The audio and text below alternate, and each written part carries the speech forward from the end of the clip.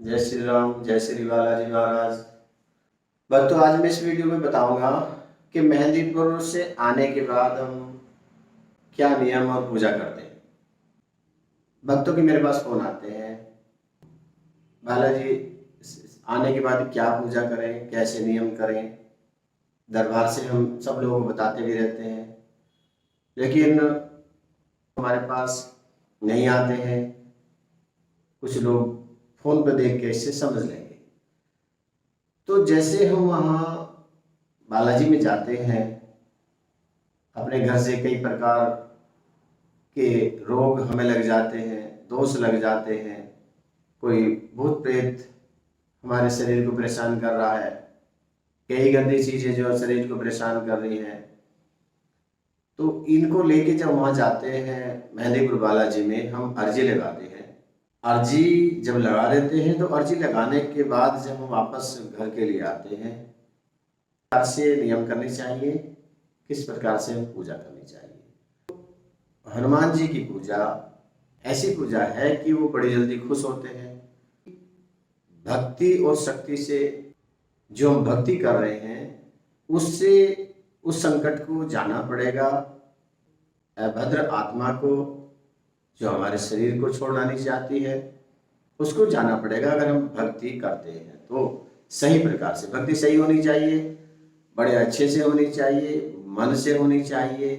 ऐसे नहीं कि गुरुजी ने बोल दिया ये करना है, पाठ ये करना है, तो ऐसे नहीं।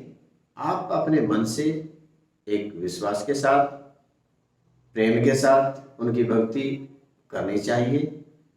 तो जब आप मेहंदीपुर से आ जाते हैं तो घर में सबसे पहले अखंड जोत जलाएं। अखंड जोत कितने दिन की जलानी है? 41 दिन की जला सकते हैं, 21 दिन की जला सकते हैं, 11 दिन की भी जला सकते हैं। ये आपके गुरु के ऊपर निर्भर करता है कि उन्होंने कैसा बताया, क्या बताया।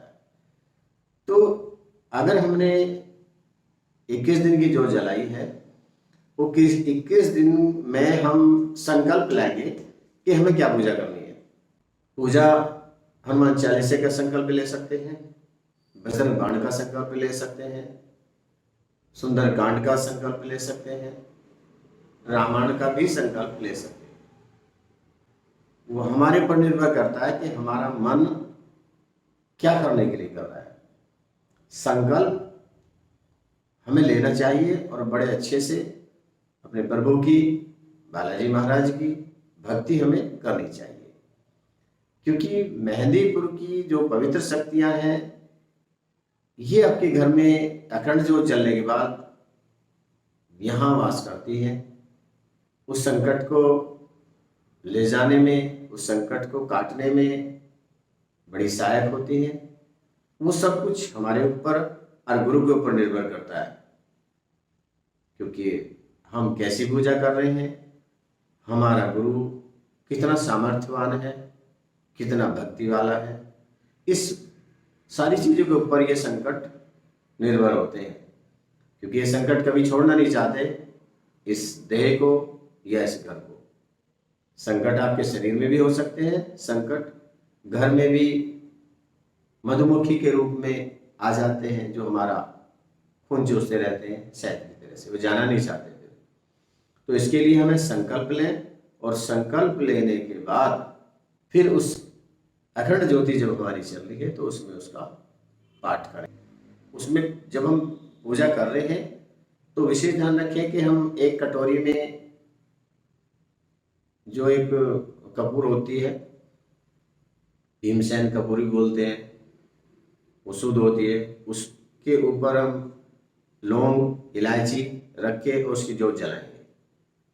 वो जल जाएगी उसमें, और हम पाठ कर ही रहे हैं तो फिर उसको ऐसे, यानी कि हमने जो जल का लोटा भर के रखा है, कटोरी साथ में रखी है, हम वहाँ पूजा कर रहे हैं, तो जो उसमें से जोत में से धुआं निकलता है, वो जो जल रही है लौंग, इलायची और कपूर जो जल रहा है, उसका हम वहाँ पे एक जल का लोटा भर के रखेंगे। उसके जो जल के लोटे के ऊपर हम ऐसे करेंगे, ऐसे जैसे कि किसी को हम पूजा में करते हैं, दीपम दर्शयामि नमः, तो जब हम दिखाते हैं तो उसको ऐसे करेंगे लोटे की तरफ, जो जल का हमने लोटा भर के रखा है, तो वो जल जो है अभिमंत्रित हो जाता है, अभिमंत्रित हो जाएगा और उस जल को आप सारे घर में छिड़केंगे, हर एक कोने में छिड़केंगे। उसके छिड़कने से क्या होता है, जैसे कि आप सब जानते हैं मेहंदीपुर में छींटे लगते हैं, जल के छींटे, और जल के छींटों का कितना महत्व है सब जानते हैं। छींटा लगे नीर का, पाप कटे शरीर का।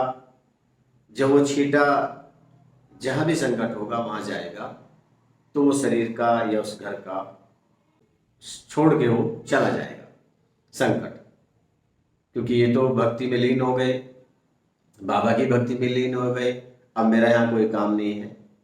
ठीक है, वो अवैध शक्ति जो हमारे शरीर को या हमारे घर को परेशान कर रही है वो छोड़ के चले जाएंगे। तो इस तरीके से हम आने के बाद करेंगे तो बड़ी जल्दी से संकट का निवारण होगा, और हमें ऐसे नियम करने चाहिए। दूसरी बात यह है, इन दिनों में जब हम 41 दिन के नियम कर रहे हैं, चाहे हम 21 दिन के नियम कर रहे हैं, तो इन नियमों में परहेज विशेष का ध्यान रहे, अंडा, मीट, शराब, लहसुन, प्याज। दूसरी बात, धरती पे शयन करें, ब्रह्मचर्य का पालन करें, इनका विशेष ध्यान रखना। नहीं तो संकट, अगर इन नियमों में लापरवाही करी, किसी ने भी अंडा, मीट, शराब, लहसुन का, प्याज का प्रयोग करा, तो अगर संकट वहां है मेहंदीपुर में तो वो तुरंत वापस चला आएगा। अगर रोगी खुद इस काम को कर रहा है, पूजा पाठ कर रहा है, घर में किसी ने भी ये काम किया, तो संकट वापस चला आता है। दूसरी बात यह है, अगर रोगी ऐसा है कि उसको पढ़ना नहीं आता है, तो हम बता दें उसको कि सीताराम की माला का जाप करो, चंदन की माला से सीताराम की जाप करो, सीताराम सीताराम सीताराम। उससे जल बना के पिए, ठीक है, उससे शरीर में शुद्धता पैदा होगी। शरीर के अंदर संकट है, वो बाहर निकलेगा धीरे धीरे। तो इस तरीके से बालाजी से आने के बाद ऐसे नियम करने चाहिए, ऐसे परहेज करने चाहिए, क्या करना चाहिए क्या नहीं करना चाहिए ये बता दिया आपको। फिर हम ये 21 दिन के नियम पूरे होने के बाद एक छोटा सा हवन अपने आप भी कर सकते हैं। जरूरी नहीं कि वहाँ पे किसी पंडित को बुलाएं, वहाँ एक गाय का बना हुआ उपला लो, गाय का थोड़ा सा घी लो, उसके ऊपर आप थोड़ी सामग्री, मीठा चावल बना के इसको, और वहाँ उसका कुछ भी नहीं कर सकते, मंत्र भी नहीं आता। इसका पाठ जब आप पूजा पाठ कर रहे हैं तब भी करना, राम लक्ष्मण जानकी जय बोलो हनुमान की, इस मंत्र का जाप आप कर सकते हैं। और जब आप हवन कर रहे हैं, हवन में भी इसका ही पाठ करेंगे, राम लक्ष्मण जानकी जय बोलो हनुमान की। तो इससे क्या है, हमारे प्रभु हनुमान जी खुश होंगे और आपका वो संकट का निवारण हो जाएगा। ऐसे नियम करने चाहिए। ये कुछ लोग ऐसे होते हैं कि संकट जिनके ऊपर है, शरीर पे संकट है, घर में संकट है, वो जाते हैं। कुछ ऐसे जाते हैं कि जिनके पास कोई संकट नहीं होता, ऐसे जा रहे हैं। हमारे पास फोन आते रहते हैं कि गुरुजी हम तो ऐसे ही जा रहे हैं, घूमने के पर्पज से दर्शन करके आएंगे, लेकिन अर्जी लगाई है तो ये करने चाहिए। आप वहाँ भोग भी लगा के आ रहे हैं तो करना चाहिए। फिर भी आपको अखंड ज्योत जला के 11 दिन की और सुंदरकांड का पाठ करना चाहिए। अगर कोई संकट नहीं है तो फिर भी आपको इसका फायदा मिलेगा। ये वीडियो अच्छी लगे तो लाइक करो, शेयर करो, चैनल को सब्सक्राइब करो। जय श्री राम, जय श्री बालाजी।